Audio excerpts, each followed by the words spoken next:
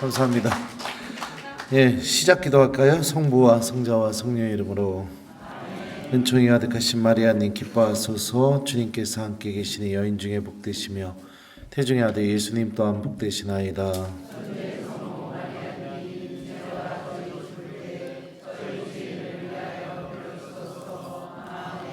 성부와 성자와 성령의 이름으로 아멘. 안녕하세요. 예, 김재덕 베드로입니다. 저녁이 굉장히 맛있었어요. 그죠? 예, 저 지난번에도 왔었는데 이번에 또 왔어요. 예, 예, 제가 대한민국에서 유일하게 북수동 성당만 자주 오는 것 같습니다. 왜 자주 올까요?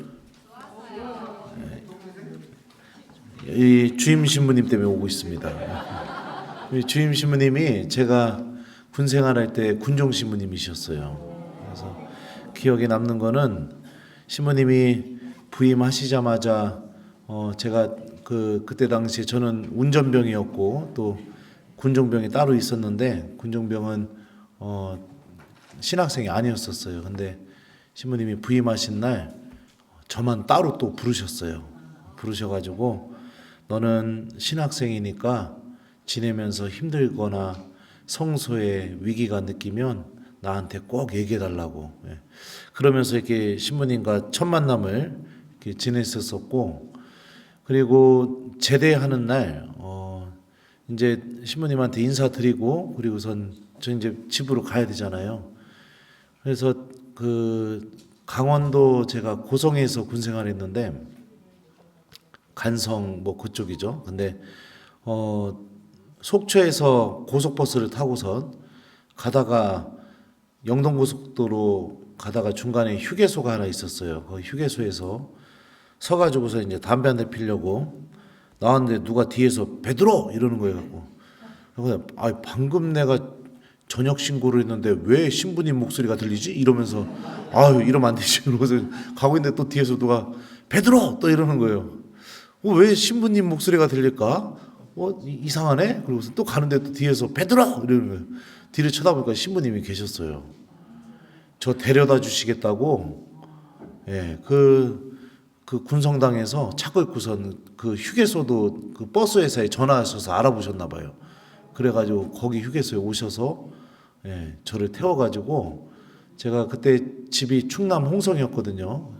충남 홍성까지 운전을 해서 한 4시간, 5시간 운전했을 겁니다. 예, 그래가지고선 저를 이렇게 데려다 주셨습니다.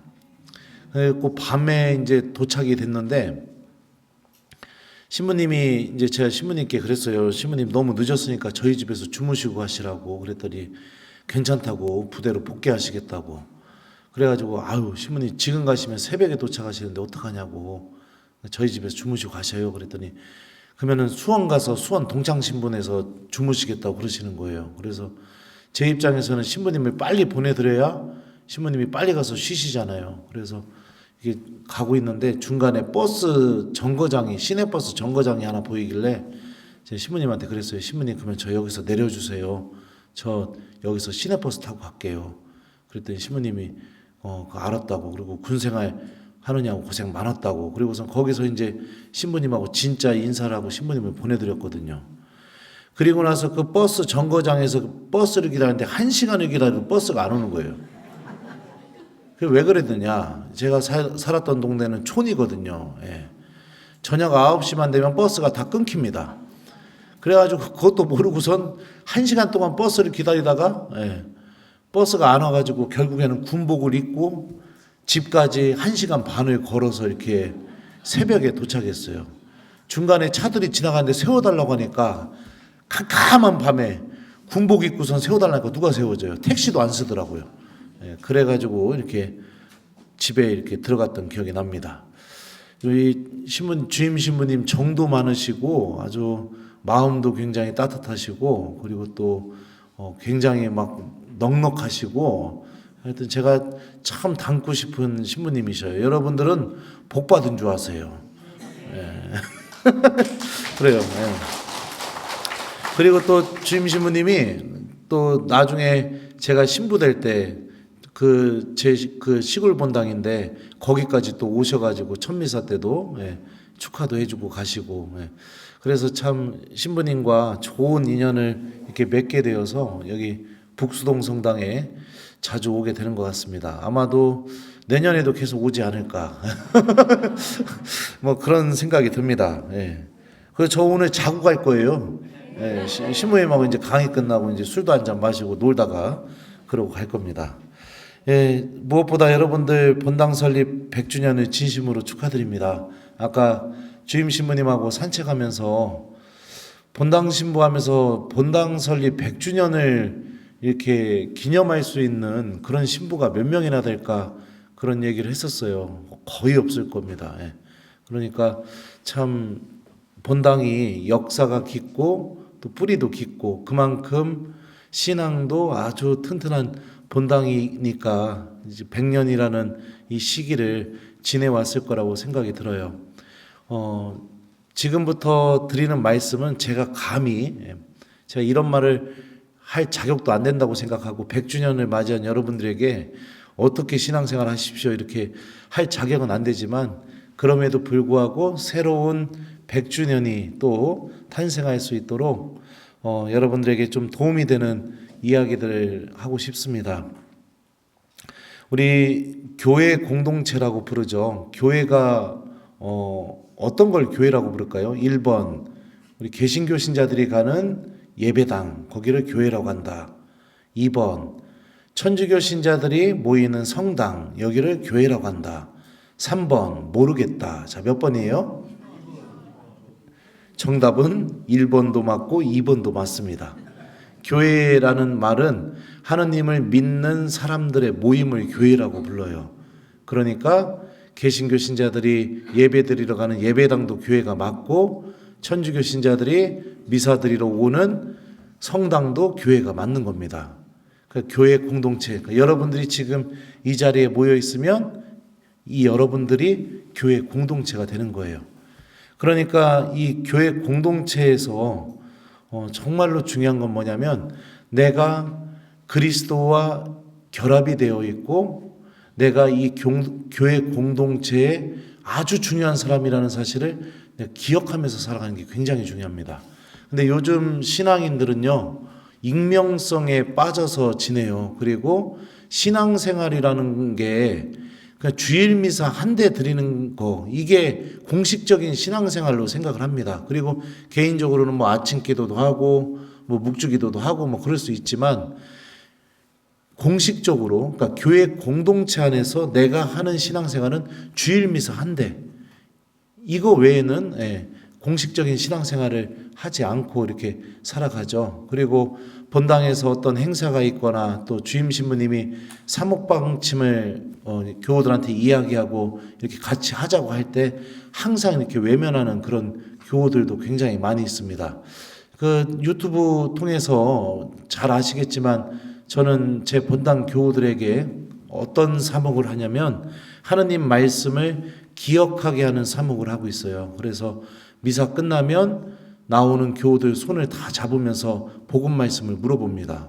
그리고 복음 말씀을 이야기를 해줘야 집에 갈 수가 있어요. 근데 그게 전에 있던 본당에서도 5년 동안 이렇게 사목을 했고 지금 본당에서도 1년 반 넘게 지금 이렇게 사목을 하고 있어요. 그런데 너무 신기한 게 뭐냐면은 5년 동안 특히 전에 있던 본당에서요. 우리 본당에서도 그런 교우들이 있어요. 5년 동안요. 신부님이 매일 미사 끝나고 성전문 앞에서 자매님 오늘 복음 말씀 뭐예요? 이렇게 물어봐요. 한 번도 대답 안 하고 간 교우들이 있다는 겁니다. 한 번도. 단 한 번도. 대답을 안 해줘요. 그러면은 본당 신부 마음이 어떨까요? 1번. 좋아 죽어 환장한다. 2번. 자꾸만 지쳐가고 사목적으로 용기를 잃어버린다. 몇 번일 것 같아요? 맞아요. 맞아요. 그래서 여러분들이 신앙생활 적극적으로 해야 되는 이유가 뭐냐면 나는 한 번일지 모르지만 나는 수많은 사람들 중에 한 명일지 모르지만 그런 나의 행동이 어떤 일을 벌이느냐? 사목자의 길을 꺾어놔 버리게 됩니다. 그리고 사목자가 하느님의 뜻을 막 용기를 내면서 열심히 하고 싶은 그 마음을 조금씩 갉아먹고 없애버리게 만들어요. 그래서 결국엔 어떻게 되느냐? 본당 공동체 전체가 병들어가게 만듭니다. 신부님이 의욕이 없으면 어떨까요? 그냥 입당 딱 하자마자 성부와 성자 성령의 이름으로 하면 주님께서 여러분과 함께 또한 사제연과 함께 뭐 이렇게 하고 강론도 교우 여러분들 오늘 예수님이 이렇게 말씀하셨습니다. 뭐 이렇게 하고 강론도 들릴랑 말랑하고 힘도 하나도 없고 미사 끝나자마자 힘들다고 그냥 사제관에 홀랑 들어가 버리고 교우들이 뭐 하자고 하면 그거 뭐하러 하세요. 그냥 다음 신부 오면 하세요. 그렇게 5년 동안 한다고 생각해 보세요. 그러면은 여러분들 어떤 마음이 들까요? 우리 본당 공동체가 더욱더 생기 있게 살아날 수 있다. 이거 1번. 2번. 자꾸만 성당에 오는 교우들이 줄어들 것 같다. 몇 번일 것 같아요? 맞아요. 그러니까 나 한 명쯤이야 이렇게 생각하는 것은 교회 공동체를 무너뜨리는 악의 유혹인 겁니다. 이게 유혹이에요. 저도 그렇죠. 오늘도 강론 아주 세게 했어요. 저도 모르게 이따가 주무시기 전에 제 유튜브 강론 한번 보세요. 막 강하게 얘기했거든요. 막 복음 말씀 기억해야 된다고. 그렇게까지 했는데 오늘 미사 딱 끝나고 나오면서 어떤 교우 손을 딱 잡고 복음 말씀 뭐예요 하니까 고개 탁 돌리고 그냥 나가버리는 거예요. 그러면은 제 마음이 어떻겠어요? 그죠? 그냥 신부님이 병 들어가게 만들고 의욕을 잃게 만들어 버리고 그러면 어떻게 되겠어요? 다음 본당 가서도 내가 그렇게 사제의 길을 꺾어버린 게 당연히 영향을 주겠죠. 그러면서 점점 열정적인 모습과 그리고 교회 공동체를 살리고 싶은 그런 마음들이 그 마음의 불씨가 점점 꺼져버리겠죠. 나는 한 번 외면하는 걸지 모르겠지만 그 한 번이 그런 마음, 그 사제 안에 그런 마음을 만들어내게 되는 겁니다. 그러니까 지금까지 살아왔던 이 100주년을 되돌아보시면서 저는 이 우리 북수동 본당 공동체가 그리고 또 뭐 성지위원회도 있다고 들었어요. 북수동 성당 우리 수원성지 공동체가 새로운 100년을 맞이하면서 정말로 새롭게 좀 일어났으면 좋을 것 같아요. 초대교회 공동체 모습을 한번 기억해 봤으면 좋겠어요. 거기에서 외면하거나 아니면은 익명 속에 빠지거나 이런 교우들의 모습이 없었습니다. 한 마음이 돼서 어떻게 해요? 자기 재산을 가져와서 공동으로 모두가 다 동참하면서 그걸 공동으로 소유하고 빵을 쪼개어 나누고 서로 사랑을 실천하고 그러고 살았던 이 초대교회 공동체 모습이 사도행전에 나오는 것처럼 우리 북수동 성당 교회 공동체도 이제부터는 익명의 그리스도인, 그러니까 아무도 몰라요. 그냥 미사만 왔다 가는 그리스도인, 그런 신앙인들은 좀 없었으면 좋겠어요. 제가 첫 본당에 있을 때 제 영명축일이 토요일 날 영명축일이 된 날이 있었어요. 근데 토요일은 보통 저는 보좌 신부님도 없고 그렇게 미사도 이제 주일날 많이 있고 하니까 제가 혼자 다 해야 되거든요. 그래서 전에 있던 본당 같은 경우는 토요일 미사가 없었어요. 그러면 이제 토요일 날이 제 영명축일인데 영명축일 당일인데 토요일 미사가 없으니까 영명축일 당일날 주일 미사를 봉헌해야 되잖아요. 그죠? 근데 제가 제 축일인데 제 축일 미사를 너무 드리고 싶은 거예요. 그래서 본당 수녀님한테 전날 전화를 했죠. 수녀님, 저 내일 새벽에 혼자 미사 좀 드릴 테니까 좀 미사 좀 차려주세요. 이렇게 부탁을 드렸어요. 그랬더니 수녀님이 기쁘게 이렇게 차려주셨어요. 그리고 나서 어차피 혼자 미사 드릴 거니까 미사 시작 1분 전에 제 입방에 들어갔습니다. 그래서 제 입방에 들어가서 제의 입고 그냥 입당을 딱 해서 나와가지고 제대에 그러니까 입당을 제 입방에서 탁 나오는 순간 깜짝 놀랐던 게 뭐냐면 그 새벽에 성당 1층이 꽉 찬 겁니다. 본당 교우들이 다 나온 거예요. 그래가지고 제가 제대에 인사하자마자 막 눈물이 나오려고 하더라고요. 그래서 제가 그 주님께서 여러분과 함께 하자마자 그랬어요. 왜 나왔슈? 그랬더니 교우들이 막 생글생글 웃더라고요. 이 새벽에 뭐하러 나왔슈? 잠이나 자지. 그랬더니 자매님 한 분이 그러는 거예요. 신부님 축일이잖아요. 근데 그 소리 듣고 눈물을 얼마나 흘렸나 모릅니다. 그러니까 교우들이 막 사랑해 준다는 느낌을 받으니까 이게 막 신부 마음이 어떻겠어요? 막 살아나는 거죠, 막. 그리고 교우들을 위해서 뭐라도 하고 싶은 막 마음이 막 솟아나게 되게 되고 그렇게 되는 거죠. 그러니까 이 본당 공동체가 살아나려면, 생명을 얻으려면 첫 번째로 제일 중요한 게 뭐냐면 주인의식을 가져야 돼요. 내가 움직이지 않으면 우리 본당은 움직여지지 않는다. 이런 주인의식. 누군가는 하겠지. 이런 주인의식이 없으니까 어떻게 해요? 봉사자는 매번 똑같은 사람이 봉사합니다. 그죠? 발 맨날 동동 구르는 사람은 맨날 그 동동 구르는 사람만 동동 굴러요. 본당 신부님만 속이 썩어 나가요. 막. 예. 그런 일이 벌어지게 되죠.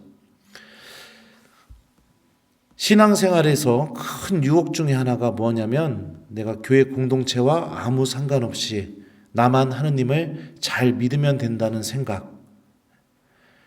정말 예수님이 그렇게 신앙생활 하는 것을 기뻐하실까요? 예수님이 뭐라고 말씀하셨죠? 2사람이나 3사람이 있는 곳에 나도 함께 있기 때문이다. 심지어 하느님은 어떤 하느님이에요? 성부, 성자, 성령, 삼위일체 하느님. 하느님의 모습이 공동체를 이루고 있습니다. 근데 하느님이 그러신 분이신데 나만 혼자 신앙생활하고 나만 혼자 기도하고 나만 혼자 하느님 믿는 거 하느님이 정말 기뻐하실까요? 그런 내 모습을 보면서요? 저는 아니라고 생각합니다. 절대 아닐 겁니다. 엠마오로 가는 제자들 이야기를 좀 들려드릴게요. 예수님이 제자들 곁에서 같이 걸어요. 그런데 제자들이 예수님을 못 알아봐요. 그러면서 제자들 입에서 뭐라고 얘기하냐면 예수님이 부활하셨다는 이야기를 여인들이 전해준 걸 우리 가운데 몇몇이 들었다. 이렇게까지 얘기해요. 부활의 소식을 들었는데도 엠마오로 가고 있습니다.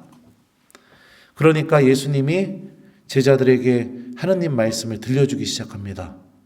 그리고 나서 제자들에게 여러 가지 변화들이 일어나게 되는데요. 말씀을 듣자마자요. 첫 번째로 일어난 변화가 뭐냐면 저희와 함께 묵으십시오. 제자들 입에서 이 말이 나와요. 저희와 함께 묵으십시오. 저녁 때가 되어가고 날도 이미 저물었습니다. 하며 그분을 붙들었다. 이렇게 표현이 나와요. 말씀을 들으니까 처음으로 일어난 변화가 예수님과 함께 머물고 싶은 마음이 들기 시작한 거예요.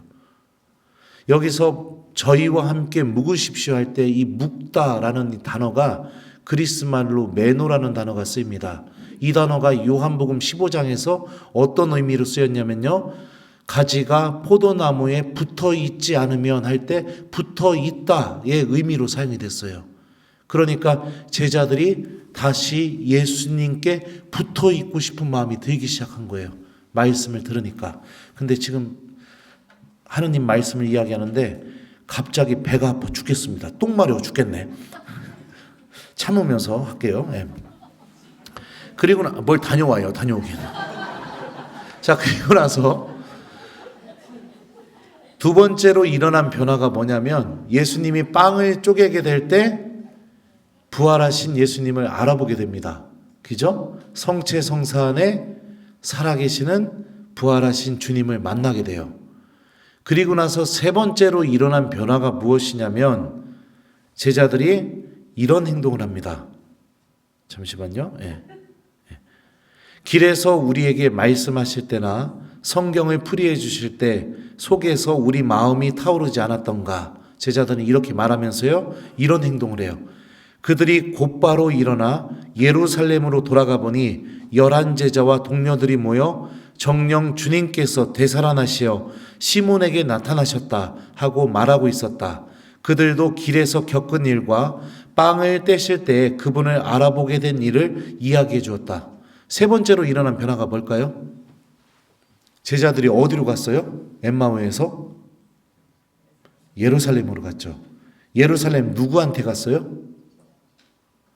시몬 베드로와 다른 동료 제자들, 다시 말하면 교회 공동체 안으로 들어가게 된 겁니다. 그러니까 교회 밖으로 뛰쳐나왔다가 하느님 말씀을 듣고 예수님께 붙어 있고 싶은 마음이 들게 되고 성체 성사 안에서 예수님이 살아계시다는 걸 체험하고 그리고 나서 마지막 종착지가 어디냐? 교회 안으로 다시 들어간 거예요. 제자들의 공동체. 제가 아까 얘기했죠. 교회는 사람들의 모임이라고요. 공동체라고. 교회 공동체 안에 머물면서 이 사람들이 가만히 있었나요? 어떻게 했을까요? 자신들이 만난 예수님을 다른 동료 제자들에게 이야기를 해줬죠. 가만히 있지 않았습니다. 교회 공동체에 들어가서 내가 만난 예수님을 이 엠마오로 가는 제자들도 장엄하게 다른 교회 공동체 구성원들에게 선포하는 걸 했어요. 이게 바로 여러분들 살아있는 교회 공동체의 아주 중요한 모습이기도 하고 하느님이 결국에는 우리에게 가장 바라시는 게 무엇이냐? 내가 교회 공동체 안에 들어가서 교회 공동체와 함께 하느님을 찬미하고 하느님을 믿기를 바라고 계시다는 것을 엠마오로 가는 제자들 이야기를 통해서 우리가 생각해 볼 수 있죠. 예수님이 정말로 바라시는 것은 여러분들이 본당 교우들과 함께 교회 공동체와 함께 또 신부님과 함께 하느님을 찬미하고 믿음을 잘 지키면서 살아가는 삶을 살기를 바라고 계세요. 누가 됐든지 간에 예수님은 이 일을 하실 겁니다. 다시 교회 안으로 되돌아가게. 교회를 떠나서 떠들어대는 이야기들은 의미가 없어요. 악은요, 우리 안에서 일으키는 일이 뭘까요? 상처받으면, 믿음 때문에 힘들면, 또 내가 정말로 뭐라고 할까요? 정말로 어려움을 겪게 된다면, 믿음 때문에, 그러면 우리 안에 처음으로 드는 유혹이 뭐냐면 냉담하고 싶은 유혹입니다. 냉담한다는 것은 무엇을 의미할까요? 교회 공동체로부터 떨어져 나가는 것을 의미해요. 성경에서는 교회를 어떻게 묘사하고 있냐면요. 예수님은 포도나무이고 포도나무에 붙어있는 가지들을 교회라고 이렇게 표현을 하고 있습니다.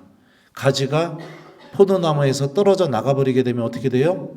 말라 비틀어져서 생명을 얻을 수 없는 것처럼 신앙인들도 마찬가지인 겁니다.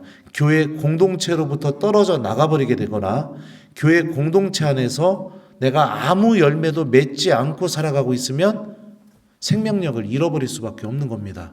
그거 잘못 믿고 있는 거예요. 제가 냉담자들 만나서 이렇게 면담해 보면은 항상 하는 얘기가 뭐냐면 신부님 성당은 안 나왔지만 믿음은 항상 간직하고 살았습니다. 이렇게 이야기합니다. 이거 여러분들 제대로 된 믿음일까요? 절대 아니에요. 진짜 믿음은요, 이 엠마오로 가는 이야기처럼요, 내가 예수님을 만나게 된다면 어떤 일이 내 안에서 자연스럽게 벌어지느냐? 교회 안으로 다시 되돌아가게 만듭니다.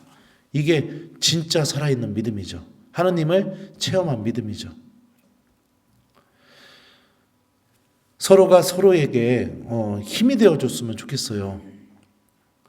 그냥 익명 속에서 외면하지 마시고 그리고 그냥 나하고는 상관없는 것이라고 그렇게 생각하지 마시고 우리 교회 공동체가 하느님께서 원하시는 열매들을 많이 맺어낼 수 있도록 내가 교회 안에서 막 드러나는 봉사직을 안 한다 하더라도 함께 해주는 것만으로도 얼마나 큰 힘이 되겠습니까? 그죠? 그렇게 내가 동참하는 그런 마음으로 우리 본당 공동체가 살아있을 수 있게 해줬으면 좋겠습니다. 제가 동창 신부가 12명이 있어요. 새 신부 때 신부님이 되자마자 한 달도 안 돼서 제 아버지가 뇌출혈로 쓰러지셨습니다.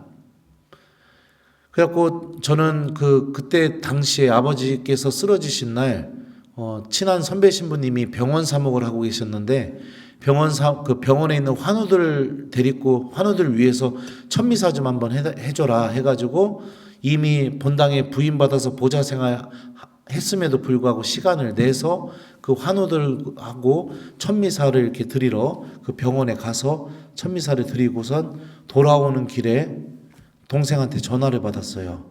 아버지가 쓰러지셨는데 의식이 없다고 하더라. 못 깨어나시면은 그냥 뇌사 상태에 빠져서 돌아가신다고 하더라. 지금 성모병원으로 가고 있다. 그 전화를 받았는데 가슴이 막 내려앉았죠. 그리고 나서 제 동창 신부 중에 대표를 맡고 있는 신부한테 전화를 했어요. 아버지가 안 깨어나시면은 돌아가신다고 하네. 그 뇌사 상태에 빠진다고 하네. 동기들한테 연락 좀 해서 아버지 위해서 좀 미사 좀 드려달라고 좀 얘기 좀 해줘. 그리고 나서 이제 병원에 갔는데 이제 그 구급차가 이제 들어온 거죠. 들어와가지고서 아버지를 보니까 의식이 없는 아버지 모습을 보니까 막 눈물이 막 터져 나오는 겁니다.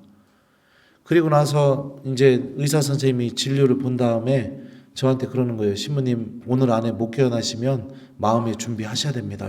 이러더라고요. 그러고 있는 상황이었는데 그 밤이었거든요. 근데 동창 신부 중에 한 명이 본당 신부님이 자동차 사지 말라고 해갖고 차가 없었어요. 그것도 시골에 발령받았거든요. 근데 저녁 미사 마치고 나서 저희 대표 신부님이 단체 문자 돌린 거를 보고선 어떻게 했느냐? 농협 ATM기에 가서 통장에 있는 돈을 다 뽑아가지고선 그걸 종이봉투에 넣어서 그 촌에서 택시 타고선 대전에 있는 성모병원까지 온 겁니다. 와가지고서는 저한테 저벅저벅 걸어오는 거예요. 제도가 이러는 거예요. 야, 너 왜 왔어? 그랬더니 막 달려오더니 제 손 위에다가 그 돈 봉투를 올려놓으면서 너 돈 없지? 너 이걸로 일단 병원비에. 그리고 아버지 안 돌아가실 거예요. 내가 지금부터 죽도록 기도할 거예요. 너 힘내. 그리고선 그 택시 타고 집에 갔어요. 동창 신부가. 근데 그 신부랑 평상시에 내가 막 무진장 친하게 지냈냐? 그것도 아니에요. 근데 동기라는 이유 하나로 그 신부가 그 시골에서부터 그 택시 타고 1시간 반, 2시간을 그렇게 와가지고선 그냥 그러고선 간 거예요. 그냥 자기 그 밤에. 그게 얼마나 힘이 되겠어요. 그죠? 여러분들은 이런 친구 있습니까? 1번 나는 있다. 2번 나는 없다. 자, 몇 번요? 예? 2번 인생 헛사셨네요. 여러분들 이게 함께 한다는 것이 갖고 있는 힘이에요. 평상시에는 드러나진 않지만 아우 배 아파. 똥 마려 죽겠네요. 아 싫어요. 평상시에는 드러나진 않지만 평상시에는 막 뭔가 막 이렇게 아주 특별해 보이진 않지만 그죠?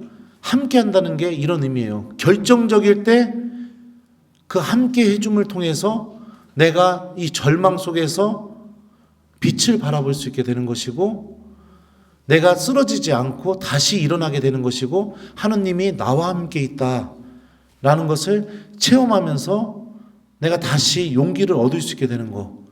이게 여러분들 교회 공동체가 가져야 될 모습인 거죠. 서로가 서로에게.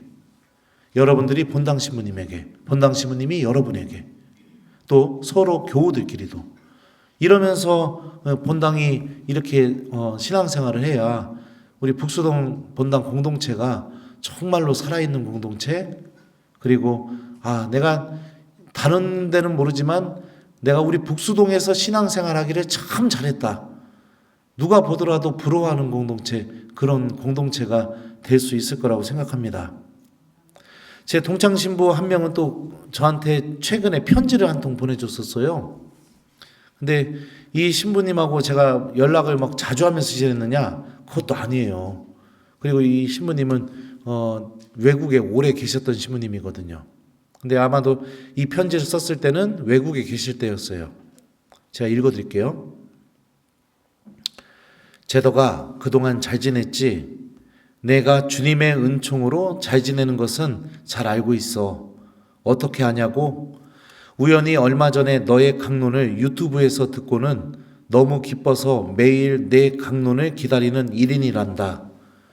주님이 너를 통해 많은 이들의 영혼을 구원의 길로 이끌고 계시고 양들이 당신 품 안으로 돌아오도록 이끌고 계시다는 것을 느껴.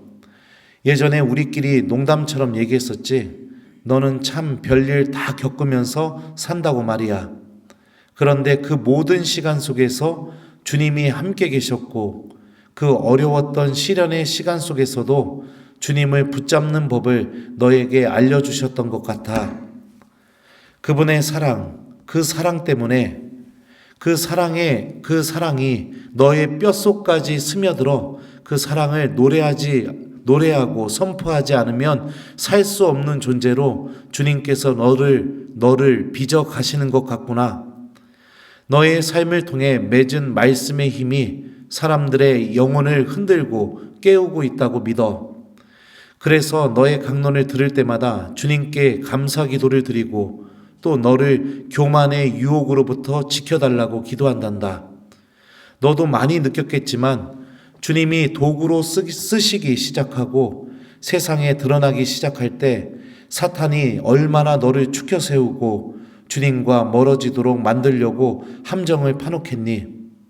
언제나 주님 안에서 솔직하려는 너를 믿기에 걱정보다는 감사한 마음이 크단다. 나머지 내용은요, 이 개인적인 내용이라 더 못 읽어드립니다. 네, 계속 궁금해하십시오. 중요한 건 뭐냐면 여러분들 시키지도 않았는데 동창 신부님이 이런 편지를 써서 보내줬어요. 보통은 그렇죠. 누가 잘 나가거나 누가 막 주목받거나 그러면 어떤 일이 벌어질까요? 1번 용기를 북돋아주고 싶어진다. 2번 시기심 때문에 깎아내리고 싶고 흉보고 싶고 막 그러고 싶어진다. 자, 몇 번이에요? 예? 1번이요? 2번이요? 1번이요? 1번? 뻥치시네. 보통은 그렇죠. 사람 마음이.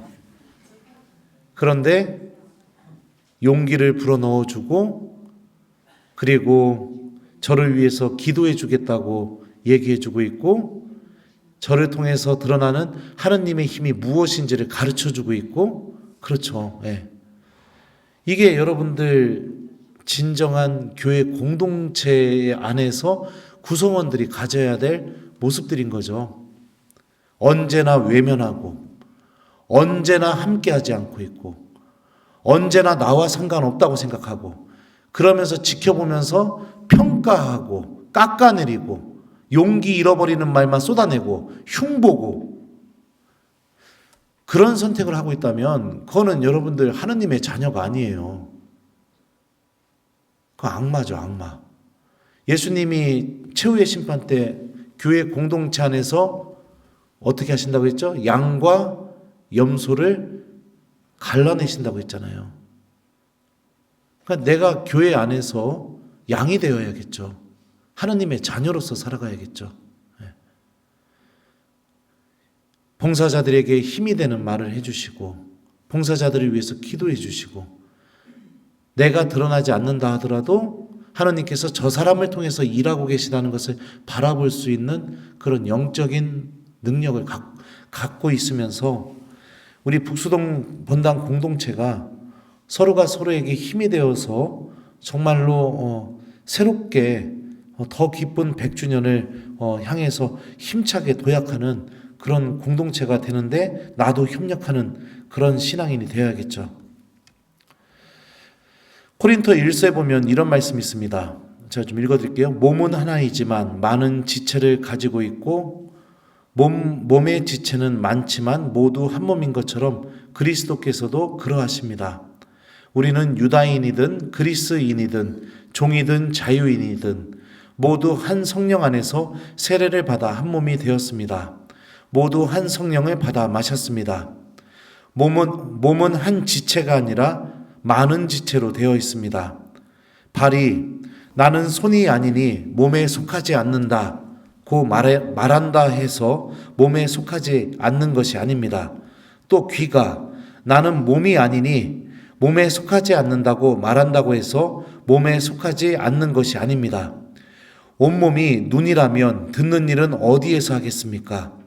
온몸이 듣는 것뿐이면 냄새 맡는 일은 어디에서 하겠습니까? 사실 하느님께서 당신이 원하시는 대로 각각의 지체들을 그 몸에 만들어 놓으셨습니다. 바오로 사도가 이 말씀으로 어떤 것을 이야기하고 싶으냐면 그리스도께서는 우리의 머리이시고 교회 공동체가 그리스도의 몸이다. 이거를 지금 설명하는 부분 중에 일부분인 겁니다. 눈이 나는 몸이 아니니 몸에 속하지 않아. 이게 아니라는 거죠. 그죠? 귀가 나는 몸이 아니니 몸에 속하지가 않아. 라고 이렇게 말할 수 없다라는 거죠. 모두가 그리스도의 몸인 교회 공동체에 속해 있는 존재들이라는 것이죠. 그리고 각각의 지체들은요, 어떤 것이 됐든지 간에 미약한 것이 없다는 겁니다. 모든 지체들이 다 소중하다는 거예요. 새끼손가락 별로 사용하는 게 적다고 해서 이거 잘라버리면 어떻게 됩니까?